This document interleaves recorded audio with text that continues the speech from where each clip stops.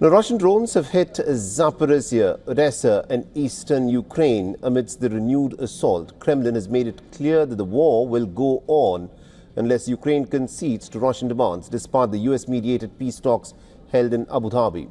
Ukraine says that the position on territorial issues still remains unchanged and should be discussed at the presidential level.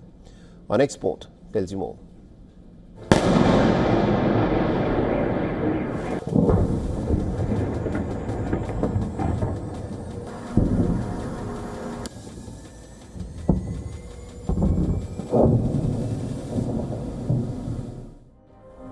Another day, another round of deadly strikes.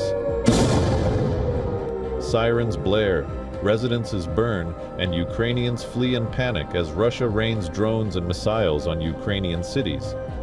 A day after launching the deadliest missiles barrage of the year, Russian drones wreaked havoc in Zaporizhzhia and Odessa. Ukraine says that Russia launched yet another deadly attack on eastern Ukraine. Ukrainian authorities say that Russian forces used cluster munitions to target a market. With Russian forces on the advance, Ukraine has begun evacuating residents from the front lines in Zaporizhzhia.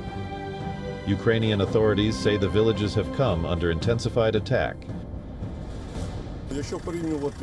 If you compare it to a month ago, back then it was fairly easy to get in and out here. Buses were still running. Now a month has passed, and every day, every week, we see more destruction and greater risk of entering towns like these.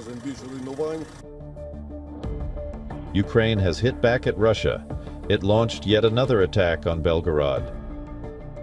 The drone strikes plunged the Russian border city into darkness. Moscow's renewed offensive came just ahead of the second trilateral in Abu Dhabi. In a sign of things to come, the Kremlin has made it clear the war in Ukraine would continue unless Kiev gives in to Moscow's demands. The issue of territory is expected to come up crucially in the talks. Russia has demanded Ukraine to concede Donbass.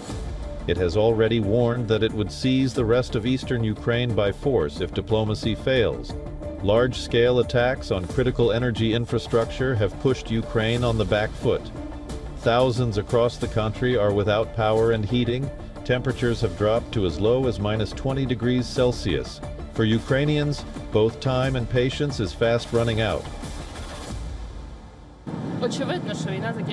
Obviously, the war will end through negotiations, but it won't happen this month or even this year. People will continue to die, and I really don't want Ukrainians to wait for that day, because it will not come.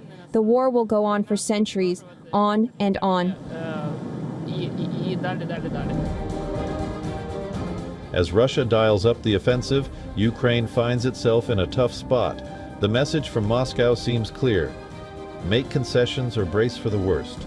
But will Ukraine make concessions in Abu Dhabi, or will it be a stalemate, giving Moscow a clear upper hand?